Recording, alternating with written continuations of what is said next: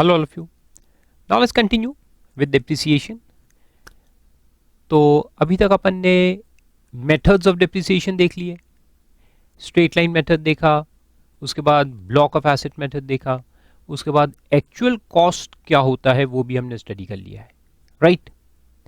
अब एक छोटा सा टॉपिक देखते हैं, depreciation in case of succession, amalgamation or succession of firm or proprietary concern by company or demerger. In short, all types of business reorganizations.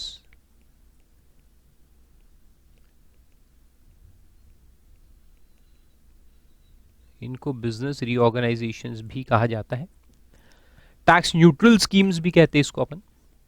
Amalgamation में अमालगमेटिंग company के सारे एसेट्स अमालगमेटेड कंपनी को चले जाते हैं और उस पर हम 1 रुपए का टैक्स नहीं लगाते, it is totally exempt from tax. तो ये सब टैक्स न्यूट्रल स्कीम्स है। Amalgamation, demerger, succession of firm by a company यानी conversion of firm into company, conversion of proprietary concern into company या conversion of private company into LLP, ये सारे business रीऑर्गेनाइजेशंस है। और ये रीऑर्गेनाइजेशन के अंदर अपन टैक्स एग्जेम्प्ट करते हैं। तो टैक्स तो एग्जेम्प्ट कर दिया, फिर सवाल ये पैदा हुआ कि एक एसेट जो ए के पास था वो बी के पास चले गया, तो बी के हाथ में उसका कॉस्ट क्या आएगा वो हमने देखा। जो ए का कॉस्ट वो बी का कॉस्ट, जो ए का डब्ल्यूडीवी वो बी का डब्ल्यूडीवी बन जाता है। लेकिन अब सवाल ये पैदा हुआ कि जिस साल में ये रीऑर्गेनाइजेशन हुआ, जिस साल में ये चेंज हुआ, उस साल का डेप्रिसिएशन किसको मिलेगा? Who will get the depreciation and how much? तो इसका जवाब अपन देखते हैं fifth proviso to section 32 subsection 1 के अंदर। Let's see. तो सबसे पहले उसमें वही दिया है कि ये जो हम देखने वाले हैं ये कौन से केसेस में एप्लीकेबल है। तो वो सबसे पहले दिया है, the proviso is applicable where there is a change of ownership on account of the following reasons: change of ownership of the assets during the year, succession of firm by company. अब ये सारे जो section 47 के references दिए हैं यहाँ, ये सब कैपिटल गेन के सेक्शंस, एग्जेम्पशन के सेक्शन है 47, जिसमें मैंने कहा ना टैक्स न्यूट्रल। अमालगमेशन में या जैसे इस केस में दिया, फर्म के एसेट्स कंपनी के पास चले जाते हैं when a firm is converted into company. एक पार्टनरशिप फर्म था अपना, हमने कंपनी बनाई और ये बिजनेस को टेक ओवर कर लिया, तो वहाँ जो ट्रांसफर ऑफ एसेट्स है from firm to company, that becomes totally exempt from tax. तो उसका ये सेक्शन है 47। उसके अलग अलग क्लॉजेज है ये सारे, 47, 13, 14 and so on and so forth. तो succession of firm by company, then succession of proprietorship concern by company, यानी proprietary concern converted into company, या सक्सेशन ऑफ प्राइवेट कंपनी और unlisted public company by LLP, यानी conversion of private company into limited liability partnership, then succession as is referred to in section 170, that is otherwise than on death. ये क्या case है? ये individuals का case है कि मैं बिजनेस कर रहा हूँ और मैंने बिजनेस मेरे बेटे को हैंड ओवर कर दिया और मैं चले गया तीर्थ यात्रा पे कि भाई अब तुम संभालो, मैं जाता हूँ। Then amalgamation of a company, amalgamation तो सब जानते ही आप लोग। Then demerger of company, demerger यानी एक कंपनी जब दो में स्प्लिट हो जाती है। तो इतने सारे केसेस है, 1 2 3 4 5 6। In these 6 cases how the depreciation will be allowed to the predecessor and the successor as the case may be. predecessor यानी जो पहले था, successor यानी जो बाद वाला है। तो इन दोनों के बीच में depreciation किस तरह से कैलकुलेट होगा, किस तरह से डिवाइड होगा, वो अपन स्टडी करते हैं। और इसको इंपॉर्टेंट मार्क कर दो, इस पर क्वेश्चन आता है। तो क्या बोलता है देखो, in the year in which the change of ownership takes place, यानी any of these things takes place, because of the aforesaid reasons, depreciation shall be calculated as under. Step 1, find out the depreciation of the year, पूरे साल का depreciation निकालेंगे, in which the ownership changes on assumption that ownership has not so changed. यानी आप ऐसा मानो कि same company asset hold कर रही है, जो पहले था वही है, और पूरे साल का डिप्रिसिएशन इस तरह से आप कैलकुलेट कर लो। कैसे करना है मैं अभी बताता हूँ। पूरे साल का डिप्रिसिएशन निकाल लेंगे, by assuming that the change has not taken place.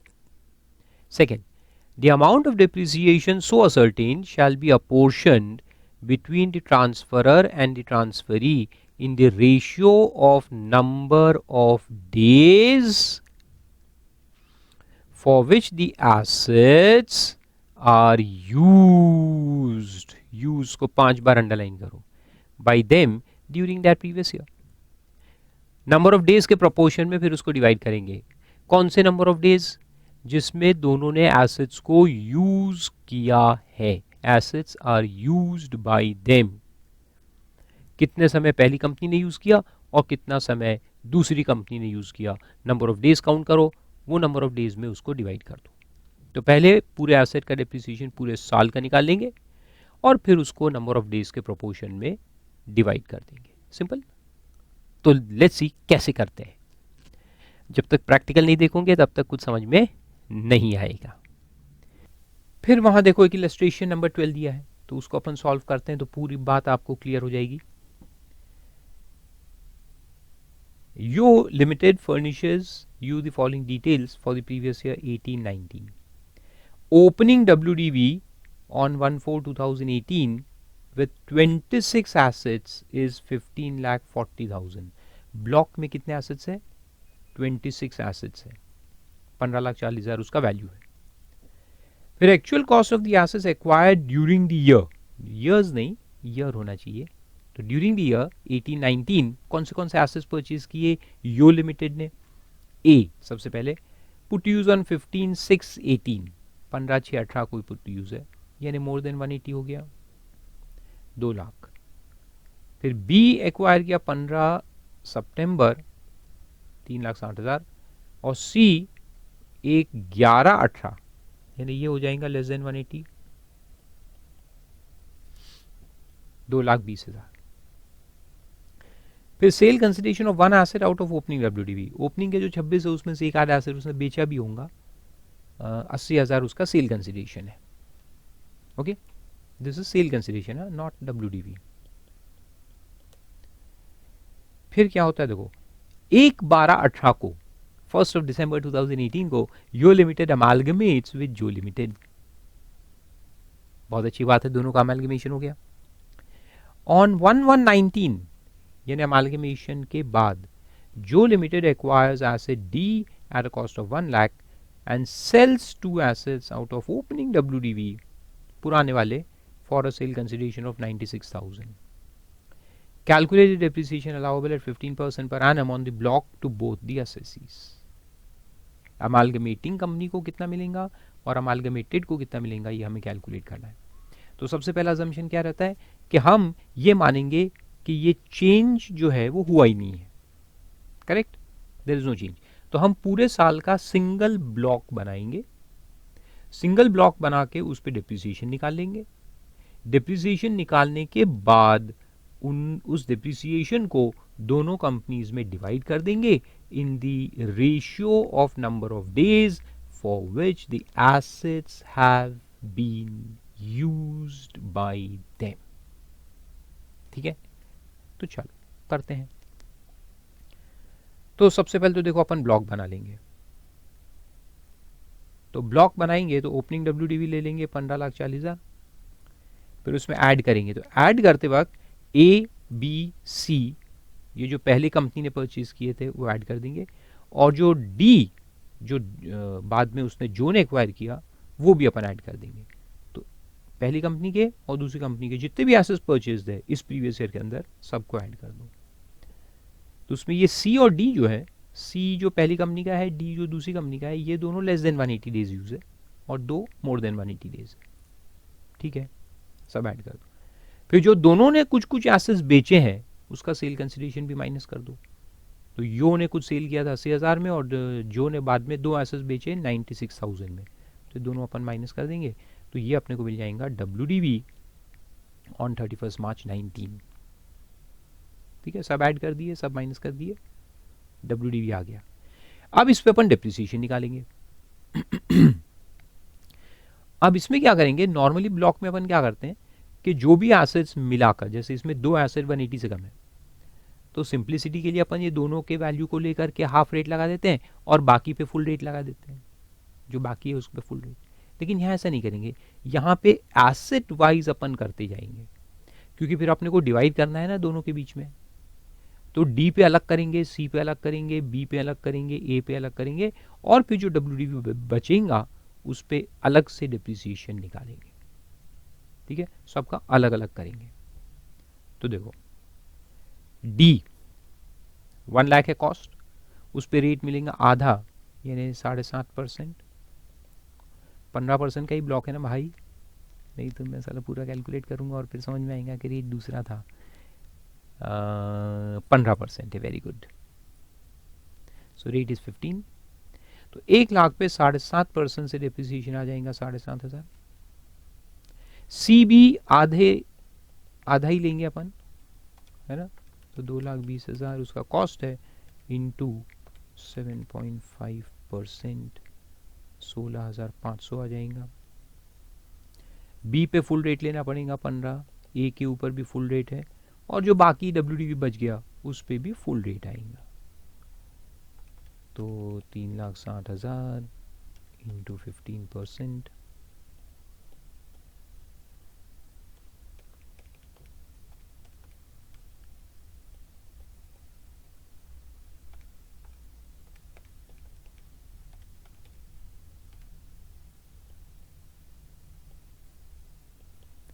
ये आ गया टोटल डिप्रिसिएशंस। इसका टोटल मार देंगे तो अपने को फुल मिल जाएगा 7,500 plus 16,500 plus 54,000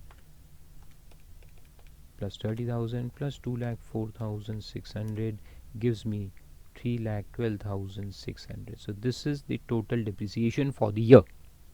But this depreciation will now be divided amongst Yo and Joe in proportion of number of days for which the assets were used by them. Okay, so let's see.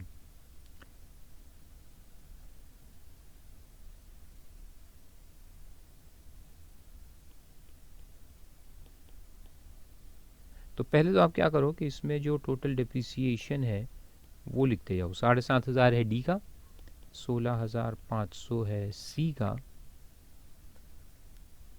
फिर 54,000, 30,000 and 2,04,600। 54,000, 30,000 and 2,04,600 aggregating 3,12,600। तो ये table अब important है। अब इसमें देखो divide कैसे करेंगे, और यहाँ पे एक कंट्रोवर्सी है तो वो भी मैं आपको समझाता हूँ, क्योंकि कुछ बुक्स में अलग है, कुछ बुक्स में अलग है कैलकुलेशंस। यो एंड जो, two companies, number of days and then proportionate depreciation. तो प्रोपोर्शन निकालना तो आसान है, ये नंबर ऑफ डेज कितने लेना वो मेन है जिसमें कंट्रोवर्सी है। तो मैं आपको दोनों एंगल समझाता हूं। चलो पहले डी को लेते हैं। अब आप देखो कि डी परचेज कब हुआ था। क्वेश्चन कहां गया, क्वेश्चन बाप रे 2 पेज पीछे है। डी अपना आया था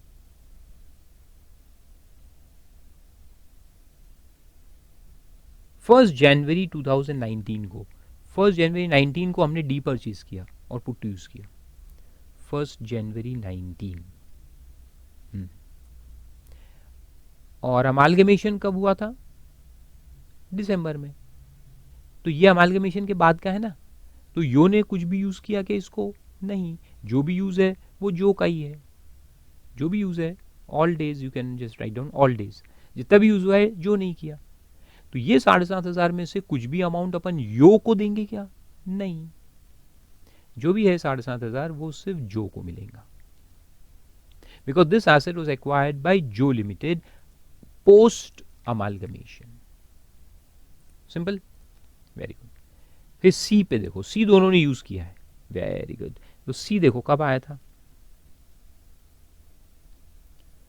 सी आया था 1 नवंबर 2018 को, और 1 नवंबर से लेकर के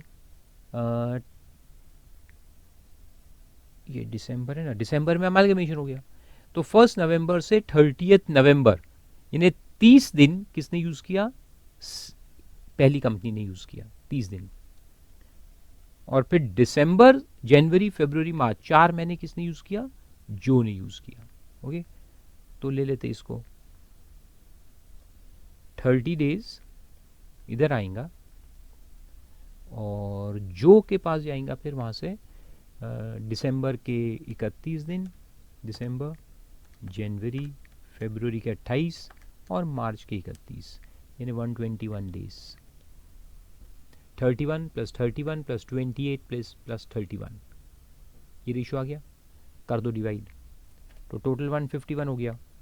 तो करो 16,500 divided by 151 multiply 30 is equal to 3278 and 121 is equal to 13,222. Got it? Very good. अब ये जो हम कर रहे हैं ये लिटरल इंटरप्रिटेशन ऑफ लॉ है, लिटरल इंटरप्रिटेशन, क्योंकि सेक्शन में लिखा है ratio of number of days for which the assets were used by them, used by them. तो हमने यूज कहाँ से पकड़ा, 1 नवंबर से, क्योंकि 1 नवंबर से पुट टू यूज है, तो हमने नवंबर इधर दिया और दिसंबर जनवरी फरवरी मार्च उधर दिया। 4 महीने का यूज है, 5 महीने का टोटल यूज है, 1 महीना इधर 4 महीने उधर, है ना। लेकिन एक दूसरा इंटरप्रिटेशन इसमें ऐसा है कि ये जो सी है 16,500 का डिप्रिसिएशन है, ये 16,500 जो अमाउंट आया है ये तो हाफ ईयर का आया है ना, यूज लेस देन 180 होता है तो हाफ ईयर का देते हैं, so this is half years depreciation. Half year का है ये, अब हाफ ईयर का है यानी 182 डेज का है, हाफ ईयर मीन्स 182 डेज, उसमें से 121 डेज इसके पास है, तो जो बाकी समय है वो यो के पास है। तो 182 में से मैं अगर 121 माइनस करूंगा तो यहां 61 डेज मैंने लेना चाहिए, 61:121 का रेशियो आएगा। ये सेकेंड इंटरप्रिटेशन है जो मेरे हिसाब से गलत है, लेकिन कुछ ऑथर्स ऐसा भी करते हैं। उसका लॉजिक क्या है उनका मैं समझा देता हूं। लॉजिक ये है कि even though the assets were used for 5 months but depreciation is of 6 months। Asset का यूज 5 महीने का है लेकिन डिप्रिसिएशन जो है वो 6 महीने का है। ऐसे ही होता है ना, एक दिन का यूज भी डिप्रिसिएशन 6 महीने का होता है। तो क्योंकि डिप्रिसिएशन का फिगर 16,500 6 महीने का है, इसलिए अपन जो नंबर ऑफ डेज लेंगे वो भी 6 महीने के लेंगे, यानी टोटल 182। तो अगर वहां 121 जा रहा है तो यहाँ 61 आएगा, तो फिर ये जो प्रपोर्शन है ये चेंज हो जाएगा। लेकिन आप बताओ which is the right interpretation. Law कहता है नंबर ऑफ डेज यूज्ड, जितने दिन यूज हुआ है उस रेशियो में डिवाइड करो, तो अपन ने वो किया 30:121, तो इसलिए अपना आंसर सही है as per literal interpretation of law. फिर बी पे चलो। बी कब आया था, पुट टू यूज कब किया, देखो बी का पुट टू यूज का डेट है 15 सितंबर 2018। तो 15 सितंबर से 31 नवंबर, 30 नवंबर तक लेना पड़ेगा, यानी कितने आएंगे 15 सितंबर। सितंबर कितने दिन का होता है, सितंबर होता है 30 दिन का ना, तो 30 माइनस 14 करूंगा तो मिलेगा 16 दिन, यानी सितंबर के 16 दिन हो गए, सितंबर के 16, अक्टूबर के 31 और नवंबर के 30, तो 77 डेज आ रहा है। तो ये आएगा 77:121।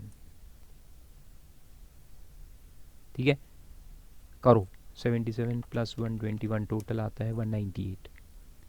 तो 54,000 को अपन डिवाइड करेंगे, divide by 198 multiply 77 is equal to 21,000 and 121 is equal to 33,000.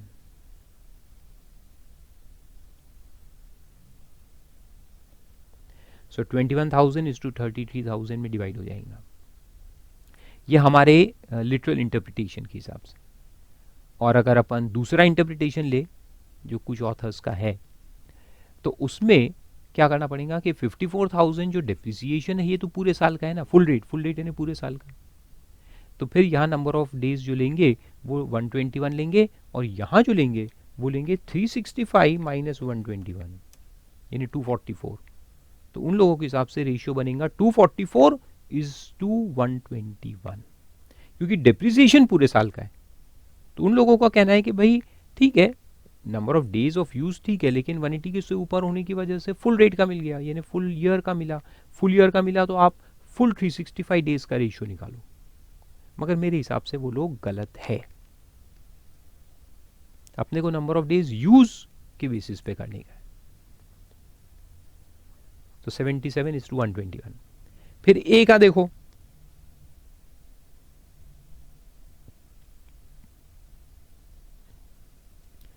ए था 15 जून, तो जून में आ जाएगा 30 माइनस 14, 16 दिन जून के हो गए।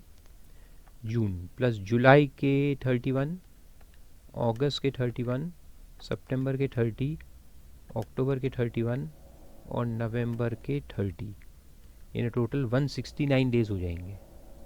169 इज टू 121, तो ये आएगा 169 इज टू 121। करो तो 169 प्लस 121 कितने होते हैं? 290। तो करो 30,000 divided by 290 multiply 169 is equal to 17,483 and 121 is equal to 12,517। और फिर जो बैलेंस डब्ल्यूडी बच गया 2,04,600, ये वो एसेट्स को रिप्रेजेंट कर रहा है जो साल भर हमारे पास थे। तो इसलिए इसमें पूरे 365 डेज लेने पड़ेंगे, यानी 121 इधर आएगा तो इधर आएगा 244, ये जाएगा पूरे 365 के अंदर। तो करो 2,04,600 divided by 365 into 244 is equal to 136,774 and 121 is equal to 67,826। अब ये दोनों के टोटल निकाल लो, यो और जो का। तो 3,278 प्लस 21,000 प्लस 17,483 प्लस 136,774 is 178,535। इतना डिप्रिसिएशन मिलेगा यो को। And 7,500 plus 13,222 plus 33,000 plus 12,517 plus 67,826 is 134,065। इतना डिप्रिसिएशन मिलेगा जो लिमिटेड को। सिंपल है, लिख लो पॉज करके। फिर आ जाओ नेक्स्ट टॉपिक पे, additional depreciation. Very simple topic. Additional depreciation क्या है कि कुछ केसेस में गवर्नमेंट ने कहा कि तुमको हम नॉर्मल डेप्रिसिएशन तो देंगे, साथ साथ में थोड़ा एक्स्ट्रा दे देंगे फर्स्ट ईयर में, सिर्फ फर्स्ट ईयर में। जिस साल में एसेट हमने परचेज करके पुट टू यूज किया है, सिर्फ उस साल में कुछ थोड़ा सा अमाउंट एडिशनल अपने को दे दिया जाएगा। तो additional depreciation is nothing but preponement of depreciation. जो डेप्रिसिएशन अपने को अगले सालों में मिलने वाला था वो हमने प्रीपोन कर दिया। पहले साल में ज्यादा ले लिया, अगले साल में ऑटोमेटिकली कम हो जाएगा, क्योंकि पहले साल में ज्यादा हो गया ना। एक्चुअल कॉस्ट जितना है उसके ऊपर तो मिलने वाला नहीं है। तो अगर अपने को नॉर्मल डेप्रिसिएशन अगर 15% है, एडिशनल 20 है, तो पहले साल में 35 मिल जाएगा, 15 नॉर्मल प्लस 20 एडिशनल। तो फिर क्या होगा कि अगले सालों के लिए WDV कम हो जाएंगी, अगले साल में तो 15 फिर मिलते रहेगा नॉर्मल।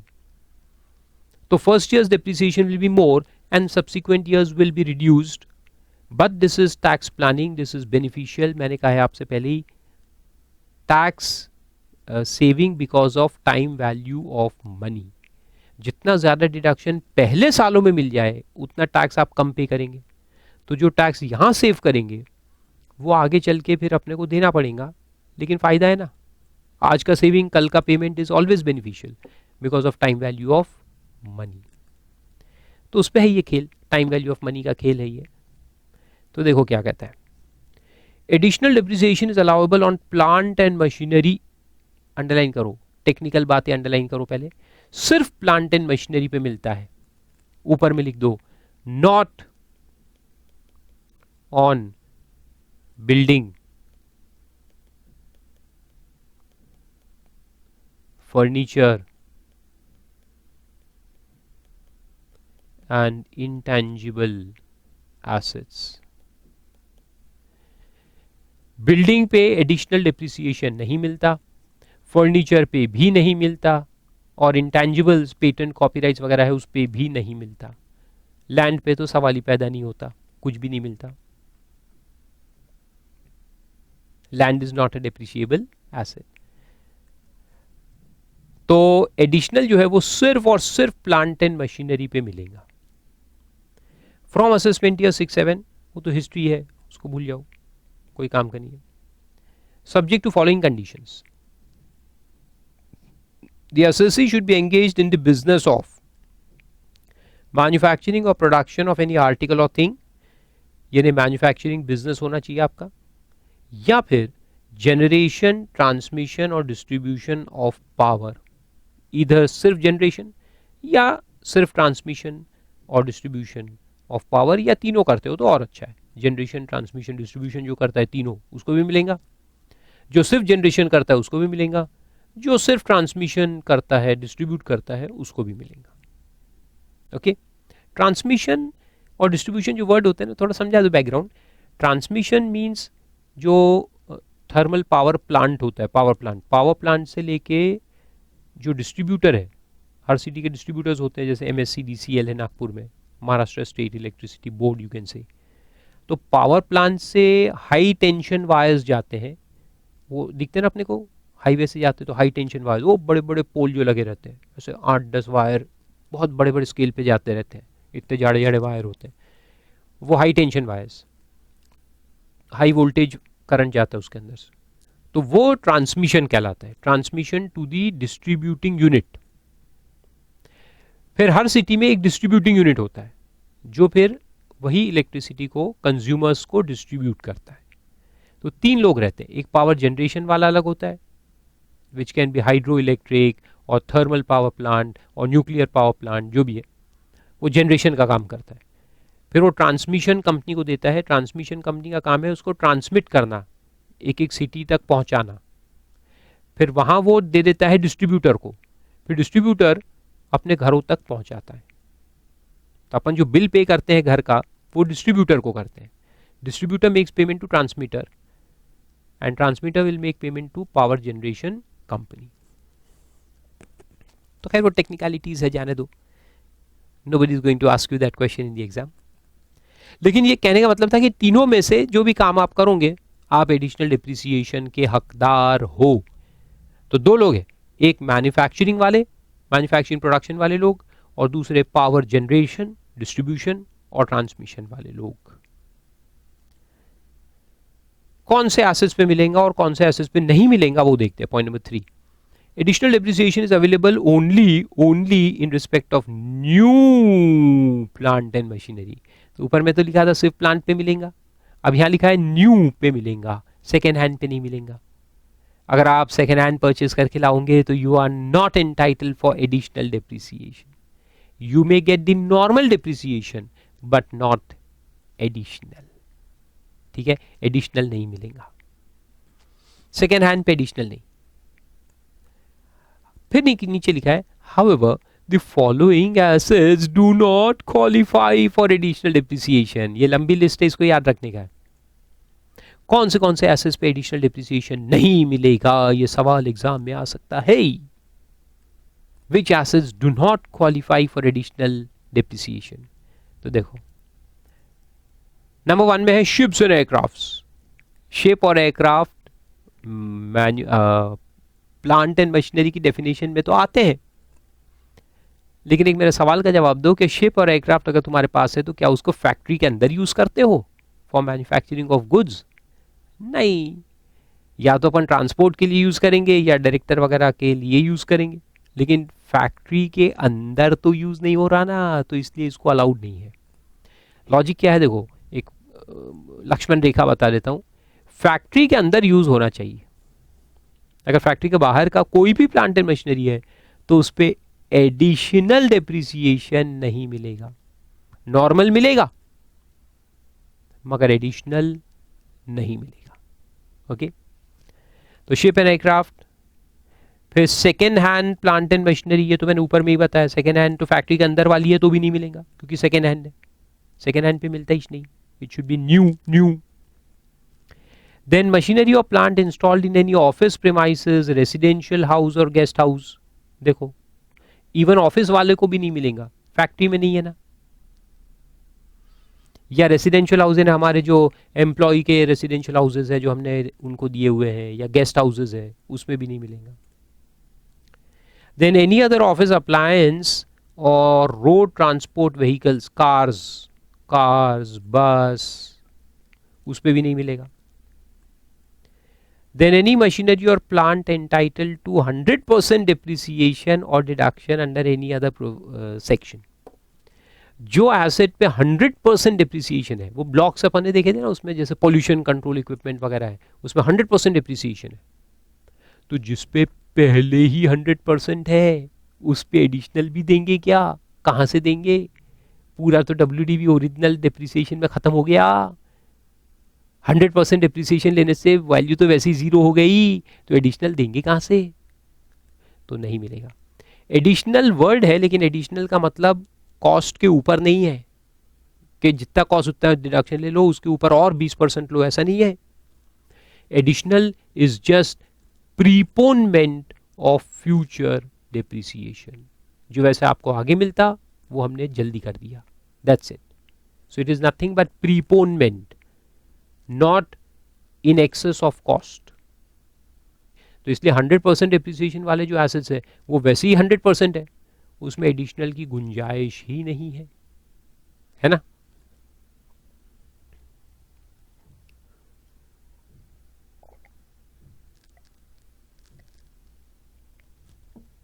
इसको थियोरी में भी याद रखो, थोड़ा सा रटने का है, एग्जाम में स्ट्रेट फॉरवर्ड क्वेश्चन भी आ सकता है या फिर वो घुमा के देंगे कि एसएससी ने ये एसेट्स खरीदे हैं तो इस पे निकालो एडिशनल, तो वहाँ आपने को पढ़ के समझ में आना चाहिए कि which is entitled and which is not entitled. तो ऐसे क्वेश्चन अभी अपन सॉल्व करेंगे एक दो।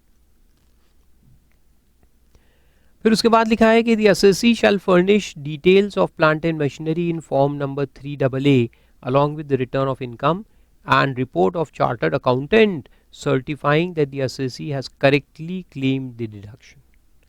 तो मशीनरीज की लिस्ट बनाकर उसको सर्टिफाई करवाना पड़ता है।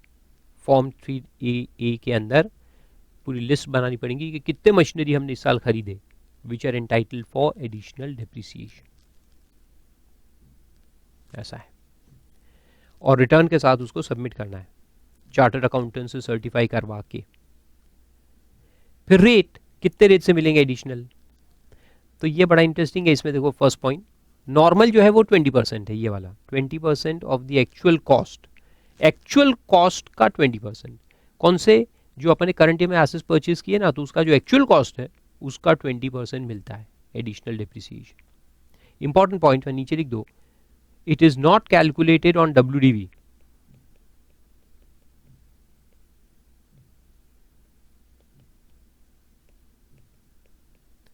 Of the block. Normal depreciation अपन किस पे निकालते हैं? WDV ऑफ द ब्लॉक पे निकालते हैं, करेक्ट है ना। लेकिन एडिशनल जो है वो ब्लॉक के WDV पे नहीं निकलता, ये निकलता है, ये कैलकुलेट किसके ऊपर होता है? Actual cost of the new assets, actual cost of the new plant and machinery, actual cost पे होता है। तो 20% याद रखो, 20% इज द नॉर्मल रेट। लेकिन ऊपर में जो है वो एक एक्सेप्शन है जहां पे 35% दिया है। कौन सा केस है देखो, undertaking or enterprise for manufacture or production of any article or thing set upon on or after, set upon नहीं है, set up on or after 1st April 2015, 1st April 2015 के बाद जिसका सेटअप हुआ है in a backward area notified by the central government in this behalf in the state of Andhra Pradesh, Bihar, Telangana और waste Bengal. सिर्फ 4 states, Andhra Pradesh, Bihar, Telangana, waste Bengal, सिर्फ 4 state में ये एप्लीकेबल है 35%। और वो भी पूरे स्टेट्स में नहीं, यानी ये स्टेट का पूरा हिस्सा नहीं, उसके अंदर बैकवर्ड एरिया नोटिफाई करेगा गवर्नमेंट। तो अगर गवर्नमेंट ने कहा कि बिहार के फलाने डिस्ट्रिक्ट को हमने नोटिफाई कर दिया इस बैकवर्ड एरिया, अब उस डिस्ट्रिक्ट में जाके आपको ये फैक्ट्री डालने का है, मैन्युफैक्चरिंग के लिए फैक्ट्री चालू करना है। और अगर आप करोगे तो फिर आपको ये एडिशनल डिप्रिसिएशन जो है वो 20% की जगह 35% से मिल जाएगा। बाकी रेस्ट ऑफ इंडिया में 20% रहेगा, लेकिन आपके लिए 35% रहेगा। है ना अच्छी बात, बिजनेस अपॉर्चुनिटी दिख रही है। कहाँ जाना पड़ेगा? Backward areas of these 4 states. और वो भी कौन सा बैकवर्ड एरिया? जो गवर्नमेंट नोटिफाई करेगा उसके अंदर। सोचो, जाना है क्या? जाना है क्या ऐसे बैकवर्ड एरिया में? मिलेगा एडिशनल, बढ़ के मिलेगा। वैसे 20 मिलेगा, यहाँ 35 मिलेगा, 15% extra. But for that you have to go to those backward areas. तो देखो, आप देख लो, सोच लो, बैकवर्ड एरिया में जाना है तो ज्यादा मिलेगा। And acquires and installs new plant and machinery for the purpose of the said undertaking or enterprise during the period of 1st April 15 to 1st April 20। Actually 31st March 20 होना चाहिए, यानी 1st April 15 से लेकर 31st March 20 तक ये scheme available है। तो करो, जाओ बैकवर्ड एरिया में, वहां पे इंडस्ट्री डाल दो।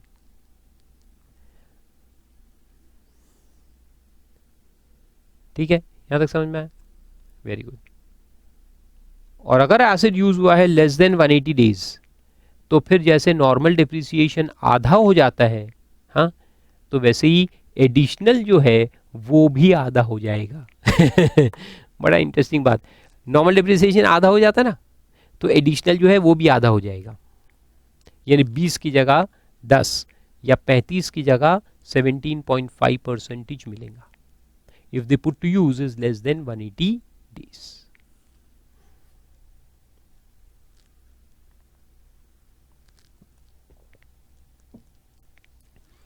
तो जब ये आधा होने लगा तो लोग चिल्लाने लगे गवर्नमेंट के ऊपर कि साला तुमने हमको एडिशनल दिया है 20% या 35, but if the asset is use for less than 180 days you reduce it to half. तो मतलब क्या आ रहा है? अब आधा कर रहे हैं।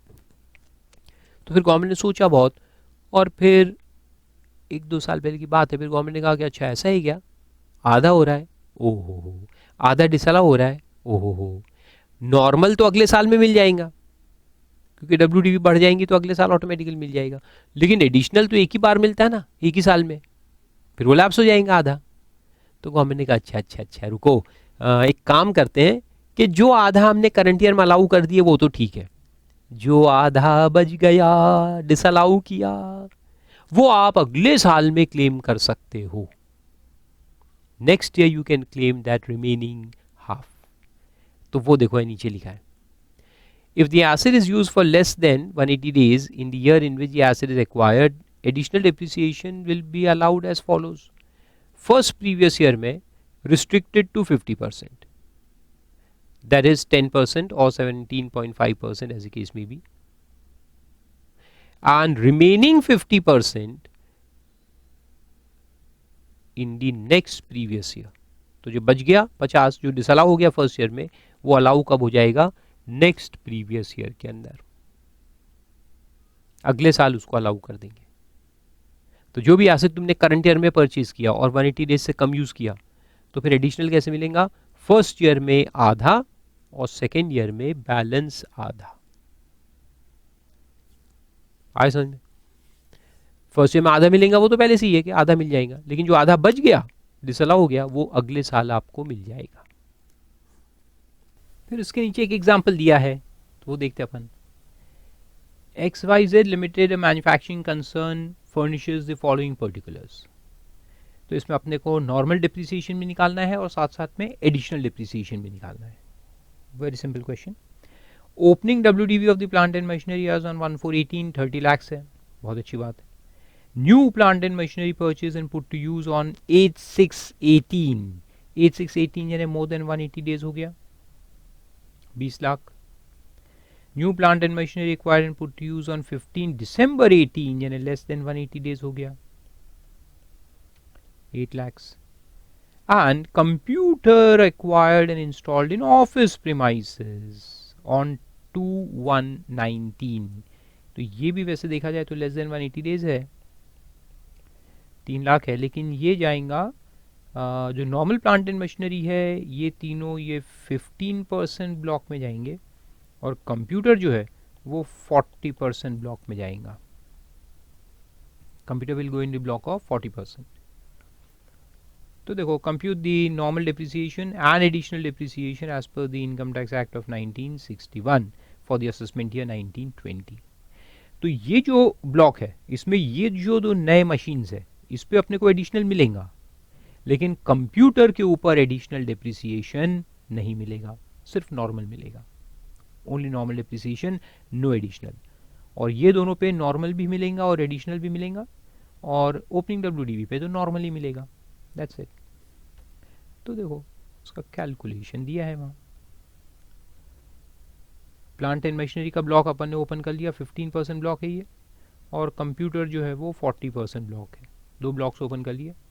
ओपनिंग WDV ले लिया plus the new machinery and computer which is also new, ये चारों एसेट्स आ गए। WDV आ गया एट द एंड क्योंकि कोई सेल तो है ही नहीं। फिर उसके बाद डिप्रिसिएशन, तो देखो ये 8 लाख का जो है ये लेस देन 180 डेज वाला है, तो उस पर अपन ने आधे रेट से लिया, 8 lakhs इंटू 15% इंटू हाफ, यानी कि 7.5% ऑफ 8 lakhs इज 60,000। फिर बाकी जो 50 लाख है 30 और 20 मिला के ये पूरा मिलेगा, तो 15% ऑफ 50 lakhs। और ये जो 3 लाख का कंप्यूटर है, कंप्यूटर पे अपने को मिलेगा हाफ रेट, तो वो निकालिए 20% ऑफ 3 lakhs यानी 60,000, because it is also use for less than 180 days. ये नॉर्मल आ गया।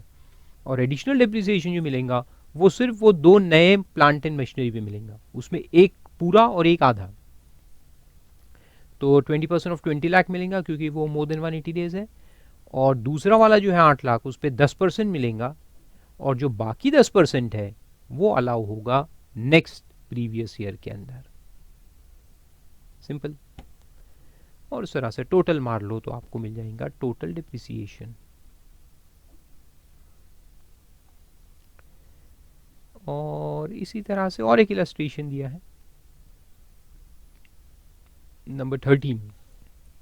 Light and power limited engaged in the business of generation of power, set up in 1314 in the state of United Pradesh, यानी कि Uttar Pradesh. Furnishes the following particulars pertaining to previous year 1819.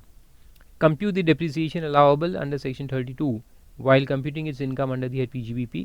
The company has opted for depreciation on the basis of written down value. Very good, क्योंकि power company है ना, तो power business में आपके पास choice रहता है SLM और WDV, so they have chosen WDV. Very good.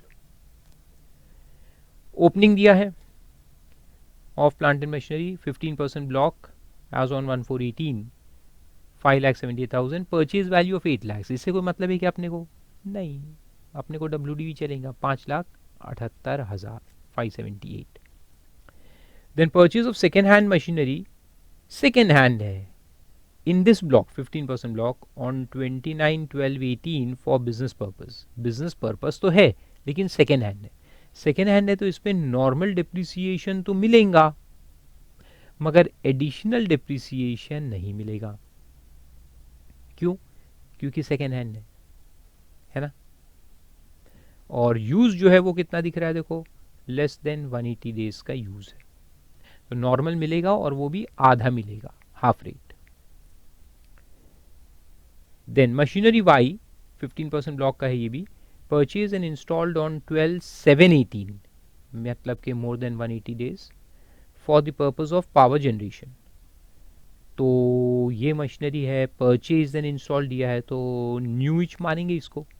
New मानेंगे तो इसमें नॉर्मल डिप्रिसिएशन भी मिलेगा और एडिशनल डिप्रिसिएशन भी मिलेगा, दोनों मिलेंगे।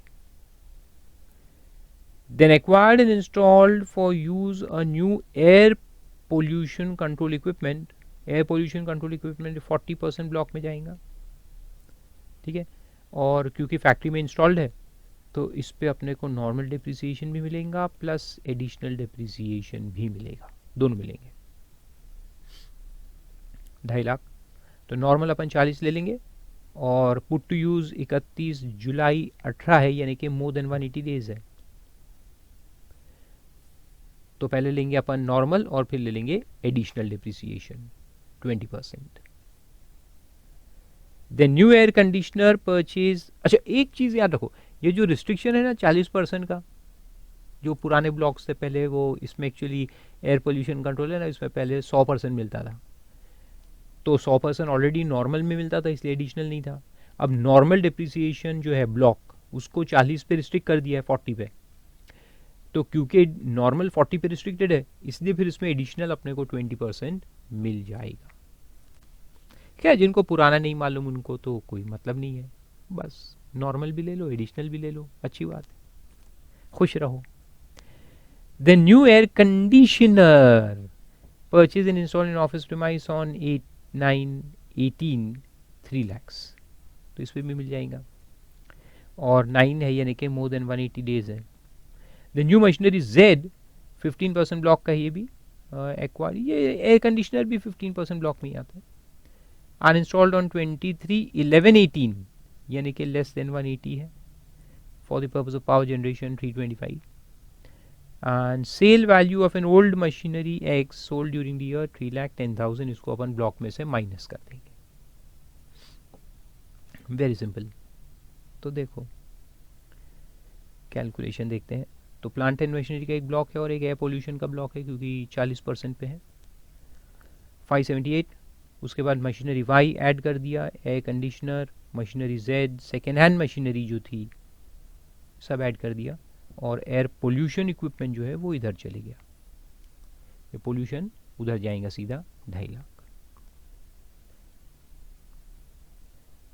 टोटल मार दो, फिर यहाँ से जो सेल किया है उसको माइनस कर दो, तो आपको WDV at the end of the year मिल जाएगा before depreciation.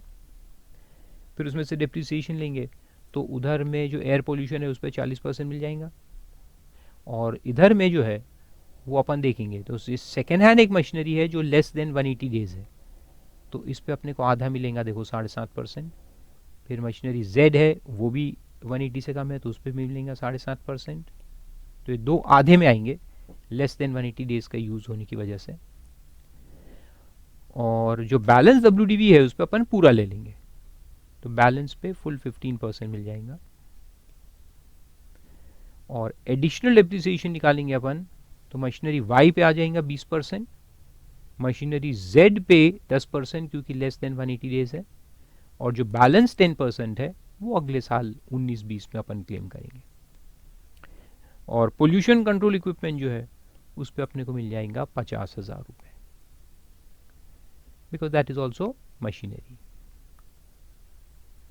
Simple simple question रहते हैं। और फिर एक क्वेश्चन दिया, ये होमवर्क है, बता देता हूं कैसे करना है।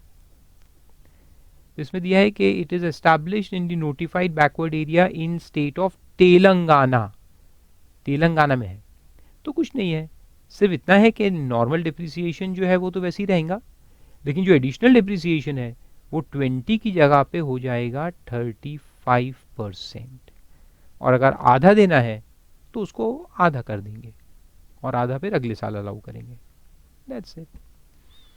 बाकी देखो मशीनरी ए फैक्ट्री वाला है तो इसमें नॉर्मल भी मिलेगा प्लस एडिशनल भी मिलेगा। मशीन बी ऑफिस वाला है तो नॉर्मल तो मिलेगा मगर एडिशनल नहीं मिलेगा। मशीन सी सेकेंड हैंड है, फैक्ट्री में है, फैक्ट्री में है वो तो अच्छी बात है, लेकिन सेकेंड हैंड है इसलिए सिर्फ नॉर्मल मिलेगा, एडिशनल नहीं मिलेगा। मशीन डी फैक्ट्री वाला है, नॉर्मल प्लस एडिशनल मिलेगा। और मशीन जे भी फैक्ट्री का है तो इस पर भी नॉर्मल प्लस एडिशनल मिलेगा। बस ये जो आखिरी के दो है, बल्कि तीन, सी डी ई, ये सी डी ई देखो ये लेस देन 180 वाले हैं,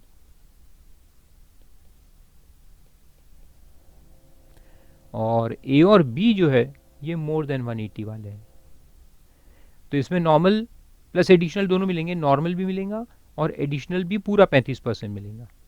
इसमें नॉर्मल मिलेगा पूरा, इसमें नॉर्मल मिलेगा आधा, इसमें नॉर्मल एडिशनल दोनों आधे आधे मिलेंगे, और इसमें भी नॉर्मल एडिशनल दोनों आधे आधे मिलेंगे। और यहाँ जो आधा आधा बच जाएगा एडिशनल डिप्रिसिएशन वो मिल जाएगा नेक्स्ट ईयर के अंदर। सिंपल। बाकी आप लोग अब एक्सपर्ट हो चुके हैं तो इसको सॉल्व कर सकते हैं, है ना। Now let's go to the last topic, there is unabsorbed depreciation. बहुत सिंपल है, थियोरेटिकल टॉपिक है। अनएब्सॉर्ब्ड डिप्रिसिएशन का मतलब क्या होता है समझा देता हूं पहले, which is even more simpler.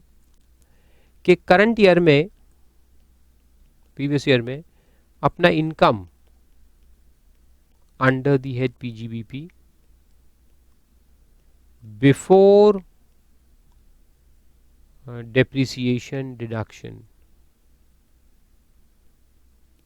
before depreciation is say 20 lakhs, ठीक है। and depreciation for the year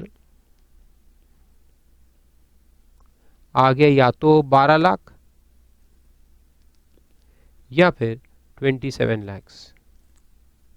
ये सिर्फ डेप्रिसिएशन है करंट ईयर का, और उसके पहले की इनकम यानी बाकी सारे एक्सपेंस क्लेम करने के बाद, लेकिन डेप्रिसिएशन क्लेम करने के पहले लास्ट में अपनी इनकम आई है 20 लाख। अब 12 लाख है तो वो 20 में से माइनस हो जाएगा और 8 लाख बचेगा अपना पीजीबीपी इनकम टैक्स।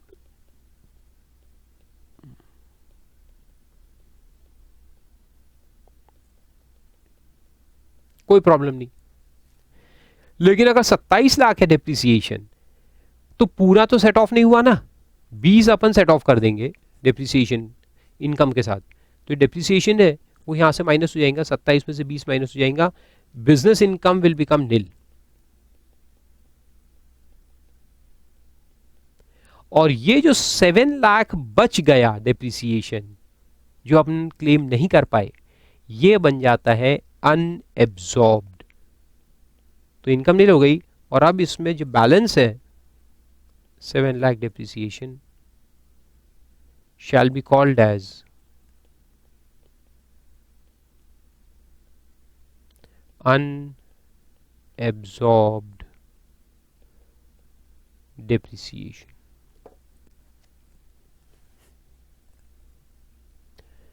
फिर सवाल यह है कि 7 लाख जो बच गया अनएब्सॉर्ब्ड, ये यहां से 20 तो यहां सेट ऑफ हो गया और 7 लाख बच गया, इसका क्या करेंगे? इसको अपन सेट ऑफ करेंगे। कहां से करेंगे? Number 1, other incomes in same assessment year. इसी असेसमेंट ईयर में बाकी हेड में इनकम होगी, may be we have income under the head house property, salary, other sources, उससे अपन उसको सेट ऑफ करेंगे। Other incomes in the same year. If not then you carry forward to next assessment year to be set off against any income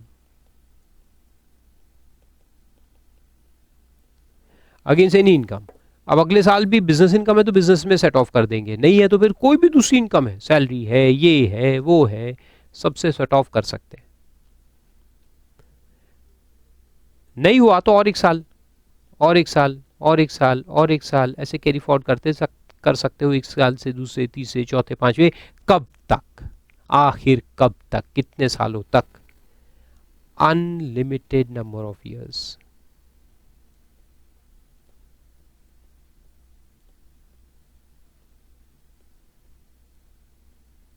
यानी unabsorbed depreciation जो बच गया है वो कितने साल कैरी फॉरवर्ड होगा?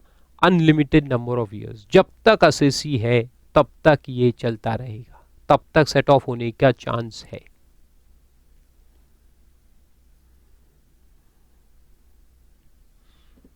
सिंपल। तो देखो 1 नोट्स में दिया है कि where depreciation allowance is not fully deductible under the head PGBP because of absence or inadequacy of profits, it is deductible from other heads of income for the same assessment year. Simple. इसी साल अपन दूसरे head में income है तो वहां से set of कर सकते हैं। If depreciation is still unabsorbed, it can be carried forward to the subsequent assessment year without any time limit. Without time limit, हाँ, यानी ऐसा 8 साल 5 साल नहीं, जितने भी साल कैरी फॉरवर्ड करना है कर सकते हो। If the subsequent years unabsorbed depreciation can be set off against any income, whether chargeable under the PGBP or income from any other head of income, अगले साल में फिर उसको कहीं से भी सेट ऑफ कर सकते हैं। And in the matter of set off, the following priority is followed. Priority of set off क्या रहता है? Current year's depreciation, यानी अगर इस साल इनकम है तो मैं पहले करंट ईयर का डिप्रिसिएशन माइनस करूंगा, फिर ब्रॉड फॉरवर्ड बिजनेस लॉस अगर कुछ है तो वो माइनस करूंगा, और अगर ब्रॉड फॉरवर्ड बिजनेस लॉस भी खत्म हो चुका है पूरा सेट ऑफ होके, तो फिर जो अनएब्सॉर्ब डिप्रिसिएशन है उसको अपन सेट ऑफ करेंगे। तो अनएब्सॉर्ब डिप्रिसिएशन सबसे लास्ट में सेट ऑफ होता है। रीजन क्या है? अरे नहीं भी हुआ तो अगले साल है ना कैरी फॉरवर्ड करने के लिए, उसमें कोई लिमिट थोड़ी है टाइम की, अगले साल उसके बाद के साल करेंगे, जल्दी क्या है।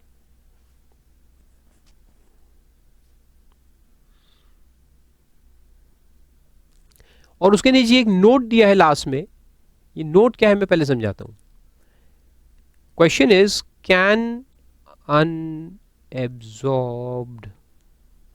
depreciation be set off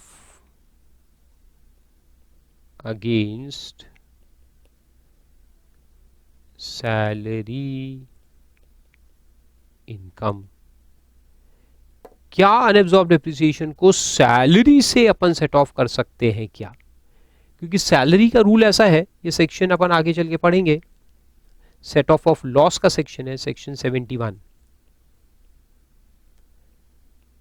section 71 कहता है कि no loss, rather no business loss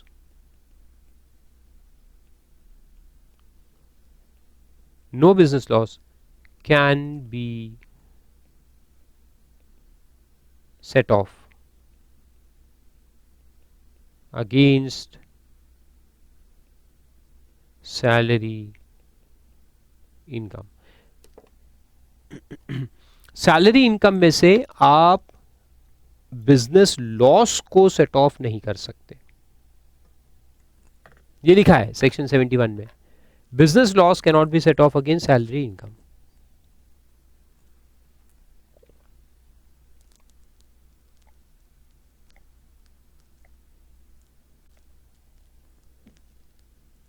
आए समझ, बिजनेस लॉस सेट ऑफ नहीं हो सकता, ये क्लियर कर दिया है। So what about unabsorb depreciation? Unabsorb depreciation हो सकता क्या? उसके बारे में कुछ नहीं लिखा, लॉ इज साइलेंट। तो सवाल ये पैदा होता है कि सेक्शन 71 जो डिसअलाउ कर रहा है वो बिजनेस लॉस को डिसअलाउ कर रहा है, और अनएब्सॉर्ब डेप्रिसिएशन जो है वो अपन सेक्शन 71 में लेते ही नहीं है, ये आता है सेक्शन 32 के अंदर। 32 के अंदर ये कैरी फॉरवर्ड होता है और सेट ऑफ होता है। तो क्या अनएब्सॉर्ब डेप्रिसिएशन को बिजनेस लॉस का पार्ट माना जाना चाहिए कि अलग माना जाना चाहिए? अगर आप अलग मानोगे लिटरली, क्योंकि ये तो 32 में गवर्नड है, so it is not a part of business loss, it is separate. तो अगर इसको सेपरेट मानेंगे then it can be set off, क्योंकि वहां कोई रिस्ट्रिक्शन नहीं है। और अगर आप कहोगे कि नहीं इसको कैरी फॉरवर्ड अलग किया है but ultimately it is a part of business loss, depreciation is a part of business loss only, though it is carried forward separately, but it is a part of business loss, अगर ऐसा माने तो फिर 71 indirectly उसको लग जाएगा, तो फिर अपन उसको सैलरी से सेट ऑफ नहीं कर सकते।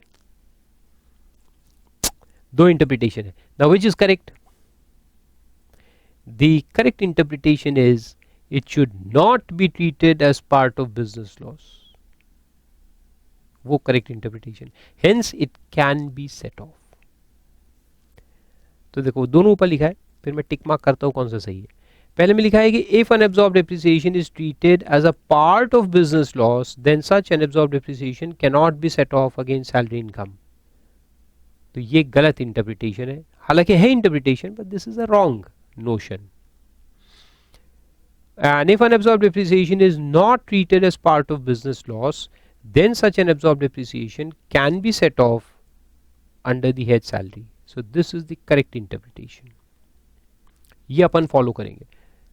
अनएब्सॉर्ब डिप्रिसिएशन सैलरी के साथ सेट ऑफ हो सकता है, okay, because it is separate. देखो ना सेक्शन ही सेपरेट है ना. ये 32 में आता है, बिजनेस लॉस सेक्शन अलग में आता है. बिजनेस लॉस का सेक्शन 72 है, ये 32 है, दोनों अलग अलग है. तो ऐसा एक छोटा सा उसमें कंट्रोवर्सी भी है. So I hope you have resolved that controversy in your head as far as the head is concerned. So guys, that was depreciation. 5 lecture लग गए अपने को, लेकिन 1-2 बार अच्छे से पढ़ के रखना इसको. एग्जाम में क्वेश्चन जैसे मैंने कहा कम आते हैं, लेकिन फिर भी हर एक पॉइंट अपने को याद रखना है. Okay, so revise this topic of depreciation at least 3 to 4 times.